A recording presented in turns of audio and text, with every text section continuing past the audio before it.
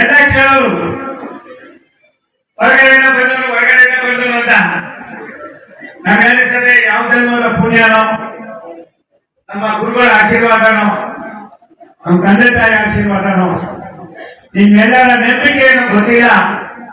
ಒಂದೇ ಒಂದು ಹಳ್ಳಿಯಲ್ಲಿ ಯಜಮಾನ್ರೆ ಒಬ್ಬರೇ ಒಬ್ರು ಕಾಂಗ್ರೆಸ್ ಇರ್ಬೋದು, ಜೆಡಿಎಸ್ ಇರ್ಬೋದು, ಬಿಜೆಪಿ ಇರ್ಬೋದು, ನೀನ್ ಯಾವ ಅಂತ ಕೇಳದೆ ಇರ್ತಕ್ಕಂಥ ಯಾವ್ದಾದ್ರು ಒಂದು ಸಂದರ್ಭ ನನ್ನ ಜೀವನದಲ್ಲಿದೆ. ಅದು 24ರ ಲೋಕಸಭಾ ಚುನಾವಣೆಯಲ್ಲಿ ನಾನು ತುಮಕೂರಿನ ಅಭ್ಯರ್ಥಿ ಆಗಿದ್ದಾಗ ನೀವು ತೋರಿಸಿರೋ ಪ್ರೀತಿ ವಿಶ್ವಾಸಕ್ಕೆ ನಾನು ಗುರಿಯಾಗಿರ್ತೀನಿ. ನಾನು ಏನ್ ಮಾಡಿದ್ರು ಕರೆದೆ ನನ್ನ ಚರ್ಮವನ್ನು ಸುಳ್ಳು ನಿಮಗೆ ಚಪ್ಪಲಿ ಮಾಡಿಕೊಟ್ಟು ಕೂಡ ಅದೇನಂತ ಪೂರ್ತಿ ಹಾಕೋಕ್ಕಾಗೋದಿಲ್ಲ. ಅಷ್ಟು ಒಳ್ಳೆ ಕೆಲಸ ಮಾಡಿದ್ದೀರಿ. ಅದೇನು ಒಳ್ಳೆ ಕಾರಣ ಏನೋ ಗೊತ್ತಿಲ್ಲ.